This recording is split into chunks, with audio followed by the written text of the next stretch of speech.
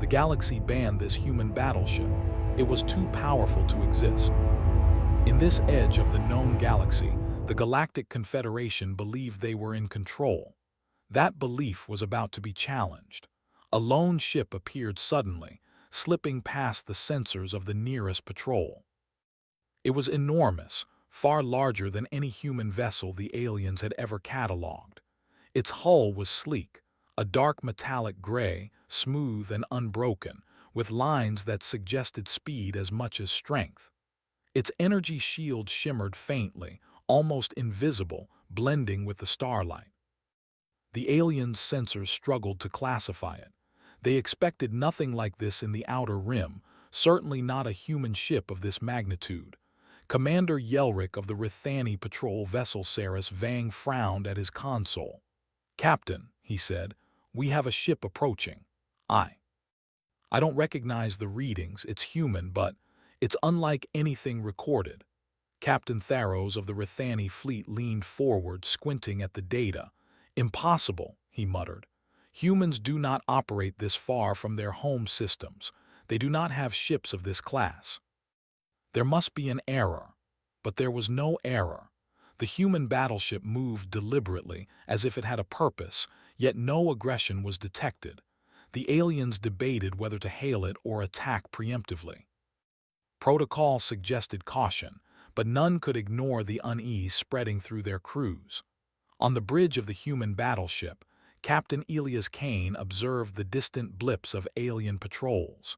His crew moved efficiently, silently, almost like a single organism. Kane smiled faintly. "Let them watch," he said. "They always underestimate humans." The ship was known simply as Ardent. To humans, it was just another vessel patrolling the edges of their space. To the galaxy, it was a terror waiting to awaken. The first contact happened almost by accident. A Rithani scout ship attempted to intercept the battleship, thinking it was lost or damaged. The Ardent did not attack aggressively. Instead, it deployed a faint, precise energy pulse that disabled the scout's engines without harming the crew. The alien vessel drifted, helpless, as the pulse subsided. "What is this?" Commander Yelric gasped. "They didn't destroy us. They just stopped us." Captain Kane leaned over the display console, watching the Rithani crew panic. "We are not here to fight," he said. "Just teaching a little lesson." The aliens, confused and terrified, immediately sent a warning to their fleet. A dozen Rithani ships moved cautiously toward the intruder, weapons raised. The humans, however, did not react with haste. They were calm, almost casual, as if dealing with minor inconveniences rather than an entire fleet. When the Rithani fleet fired their first volleys, the humans dodged effortlessly. The ship's engines emitted subtle pulses, and Ardent shifted, turning in ways the alien ships could barely track. Each blast from the Rithani cannons passed harmlessly by. Then, with meticulous precision, Ardent returned fire, not to destroy but to disable. One ship lost propulsion, another had its weapon systems fried, and the rest barely escaped unscathed. "Impossible," yelled Tharos. "No ship should move like that." "No hull should survive our weapons," Kane observed quietly. "They've never faced humans before," he murmured to his tactical officer. "They always assume they understand us." The chaos spread faster than the aliens could comprehend. News of the incident reached nearby systems within hours. Word of the human battleship spread like wildfire. Other alien species began speculating. Was it a new class of weapon, a prototype lost in human space, or something more dangerous, something they could not yet understand? Meanwhile, the humans continued their quiet patrol. They moved from system to system, showing no aggression but demonstrating overwhelming power when confronted. They rescued a stranded alien freighter from a dangerous asteroid field, then neutralized a rogue mining vessel attempting to seize it. The aliens watched in awe and fear. "This is madness," a Drellian trader said to his companion. "Humans should not be capable of this. Their ships are too fast, their shields too strong, and their weapons too precise." Perhaps they are not just ships, the companion whispered. Perhaps humans are, something else entirely. Inside the Ardent, humans went about their work like it was a normal day. Maintenance crews inspected the engines, navigators plotted courses, and engineers monitored the shield systems. Kane walked among them, his presence calm yet commanding. No one questioned him. Authority flowed naturally in human crews, even in strangers' eyes. On the alien side, fear and curiosity collided. Delegates of the Galactic Confederation convened emergency sessions to discuss the human threat, or opportunity. The more they debated, the clearer it became that no one had any real understanding of humans. Every estimate of their technology was wrong. Every assumption about their behavior was false.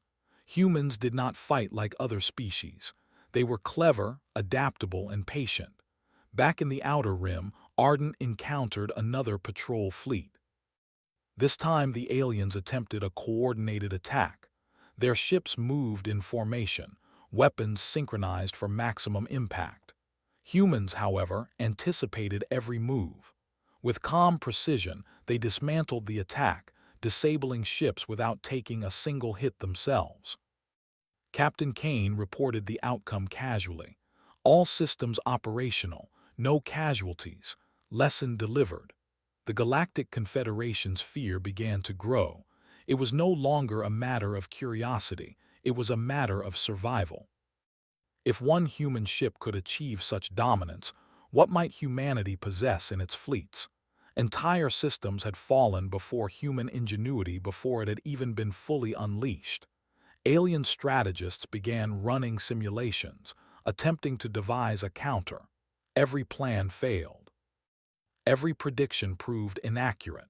It became painfully obvious. Humans could not be fought in ways the galaxy understood. Meanwhile, news of the human battleship had reached fringe systems beyond the Confederation's immediate control.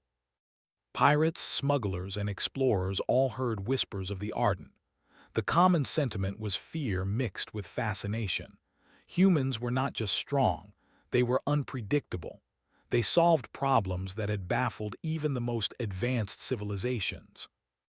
In one remote star system, a small alien colony watched the human ship from afar.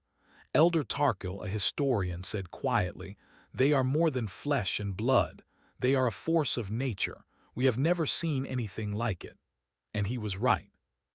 Ardent moved with purpose, touching systems, scanning planets, rescuing stranded crews, and disabling threats with minimal effort.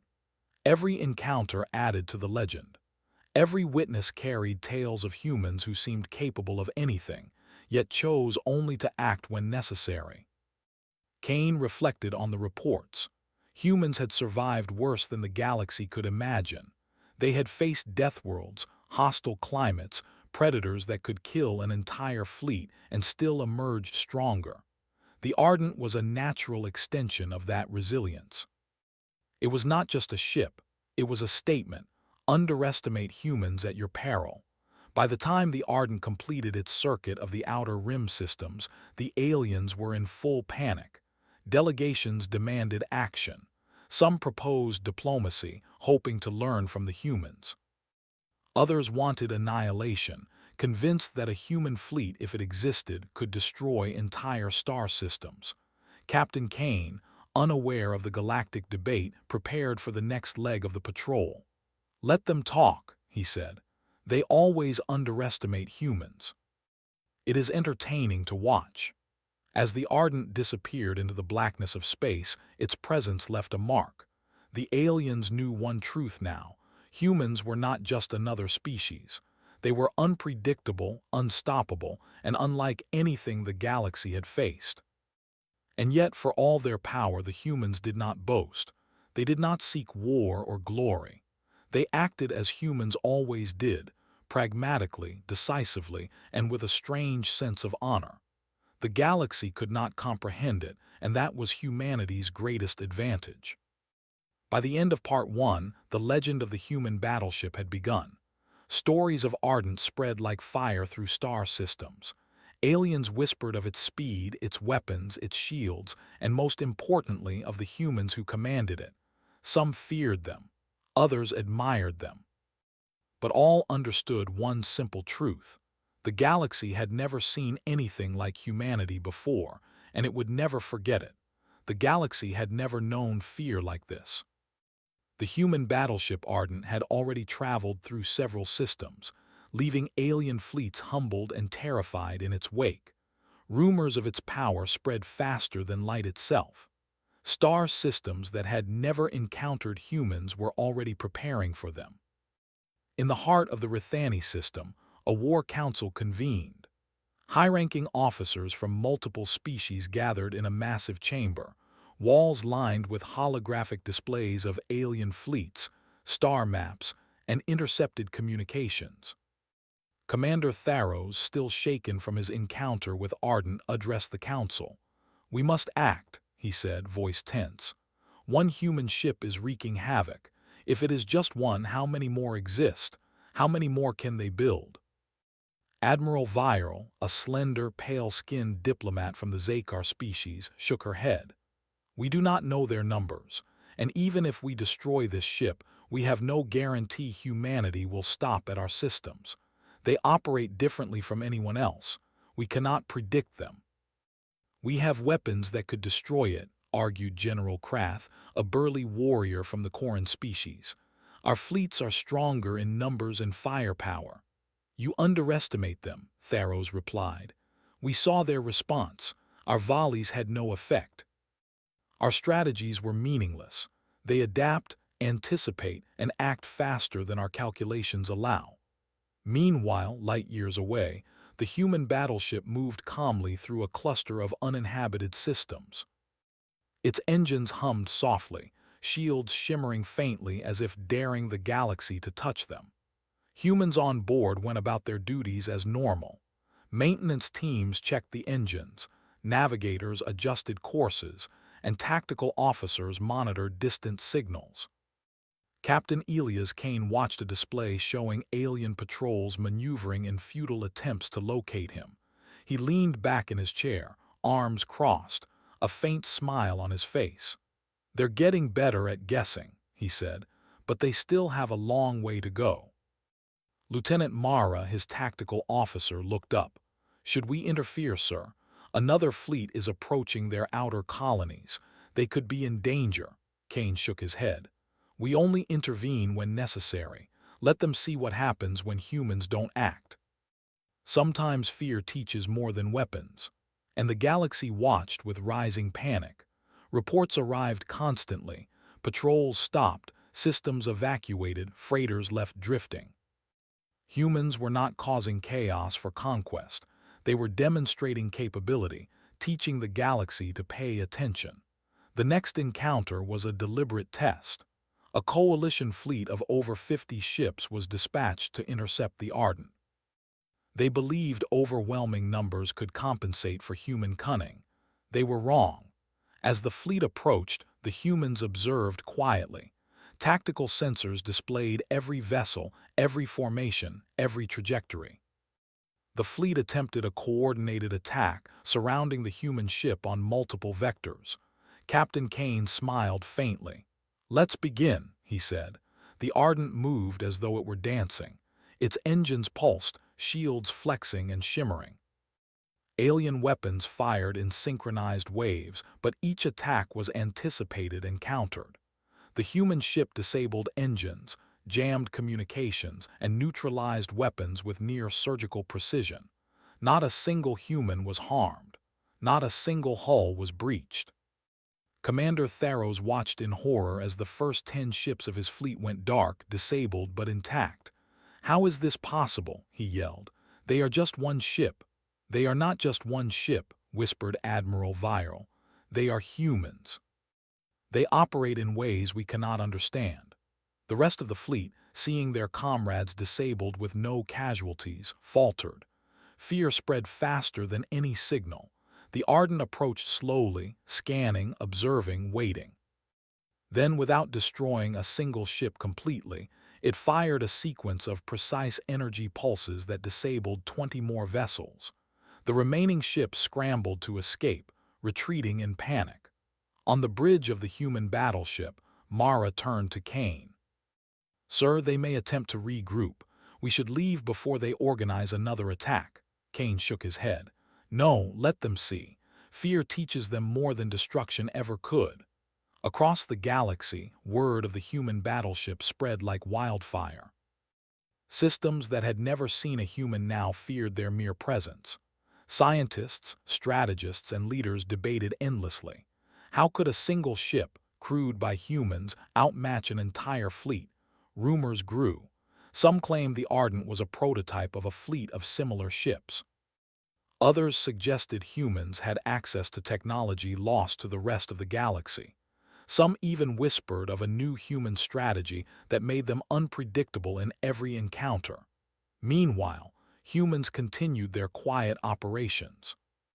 In a remote system, they rescued a stranded freighter trapped by an unstable star.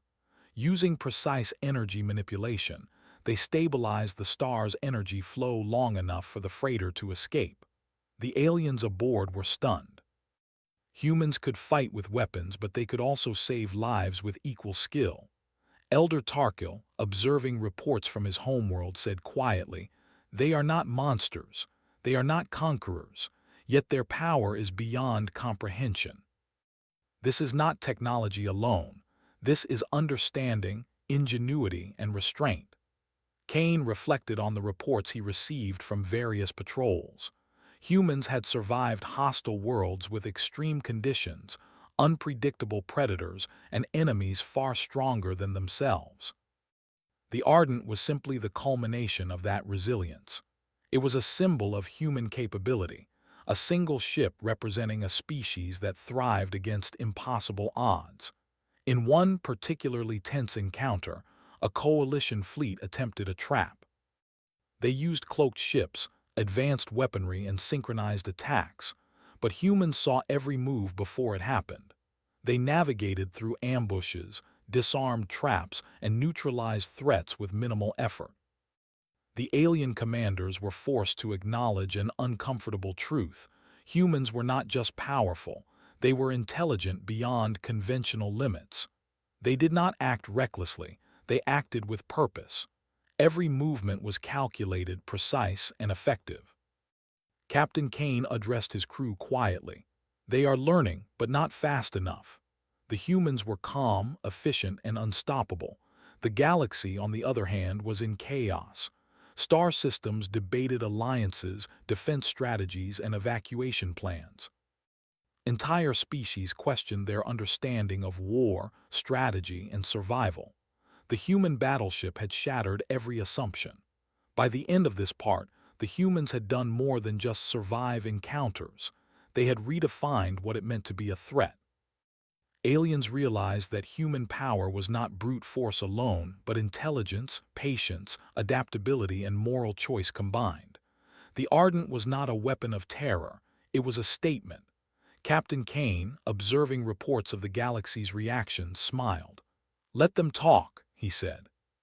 "Let them fear us. Let them learn. This is what it means to be human." And as the Ardent moved deeper into the galaxy, the legend of the ship grew. Aliens whispered about it in fear, strategists debated it endlessly, and even those who admired humans began to understand a terrifying truth. Humanity was not just strong. They were unstoppable in ways the galaxy could not yet grasp. For the humans, it was just another patrol, another mission. But for the galaxy, it was the beginning of a reckoning. A single human battleship had shown that one human crew could outmatch fleets, outthink leaders, and outmaneuver civilizations. And that was only the beginning. By the end of Part 2, the stage was set. The galaxy feared humans. Alien powers scrambled for solutions that might never exist. And the Ardent continued, silent, patient, and utterly human, ready to demonstrate that humans were not just survivors but a species capable of reshaping the universe. The Galactic Council had never convened so quickly, nor with such panic. Representatives from hundreds of star systems crowded into the vast chamber, their holographic displays filled with reports, schematics, and intercepted communications about a single human battleship, the Ardent. Elder Tharvik of the Zakar species slammed a clawed hand on the council table. This is no longer a problem we can ignore. One ship, one human ship, has outmatched our fleets, evaded our most advanced weapons, and humiliated our best commanders. How can this be? Ambassador Viral, a Rithani diplomat, adjusted her robes and spoke calmly, though her voice carried the weight of fear. It is undeniable. We have attempted attacks. Every strategy fails. Every calculation is obsolete. This human ship operates beyond our understanding. The galaxy itself cannot contain it. Counselors whispered, sharing images of fleets disabled with ease, stations bypassed, and humans intervening selectively. Some had even witnessed humans rescuing alien crews from disasters, demonstrating moral restraint amid overwhelming power. The more they debated, the clearer one truth became. Humans were unlike any species in the galaxy. And so the vote was cast. The Ardent was deemed too powerful to exist. Any attempt to replicate its technology would be banned. Any study or reverse engineering of human engineering was strictly prohibited. Penalties for violations would be severe, including fleet-level sanctions. Meanwhile, light years away, the Ardent continued its patrols. Captain Elias Kane watched the galaxy's response through intercepted communications. "They banned it," Mara said, reading the report aloud. "They are calling us too powerful to exist. They fear us." Kane's smile was faint but sharp. "Good. Let them fear us, they should, but fear is not the same as respect. That is earned." The Ardent had no intention of conquest. Humans had survived harsh worlds, hostile predators, and impossible odds. They had become the galaxy's unspoken standard of capability. The ship continued moving through uncharted systems, intervening where lives were at risk and demonstrating restraint where unnecessary conflict could be avoided. In a remote system, a mining colony had been trapped in the path of an unstable asteroid belt. Alien engineers had tried to redirect the asteroids, but their technology was insufficient. When the humans arrived, they did not fire weapons. Instead, they calculated trajectories, applied subtle energy pulses, and nudged the massive rocks into safe orbits. The miners watched in awe as the humans worked precise, calm, and confident. One miner, a young Zorlian named Tekra, whispered to his companion, "They could destroy this entire field in seconds, but they saved us instead." "Why?" His companion shook his head. "Because that is what humans do. They are not mindless killers. They are different." Word of these actions traveled fast. The galaxy was learning that human power was not merely destructive. It was deliberate, calculated, and tempered by morality. Aliens realized that humanity did not act for domination, conquest, or fame. Humans acted to survive, to protect, and to challenge when necessary. The Council sent emissaries to intercept the Ardent, hoping to negotiate compliance. Entire fleets were dispatched to meet the human ship, but Kane and his crew treated them politely, with diplomacy tempered by quiet strength. When the first envoy arrived, a Rithani cruiser bristling with weapons, Kane hailed them calmly. "We do not seek war," he said. "We patrol human space and nearby systems. We do not attack unless provoked, but we will not compromise our operations." The envoy's captain blinked at the human calm. "Your patience is unnerving. We were told to expect destruction." Kane shook his head. "You were told incorrectly. Humans are strong, but we are not reckless. Strength without purpose is weakness." The envoy returned to the council with reports that left the representatives in shock. Humans were not just powerful, they were patient, controlled, and morally capable. The galaxy had never seen a species like this. Small factions tried minor provocations. Pirate fleets attempted ambushes. Rogue warlords tried to challenge the Ardent.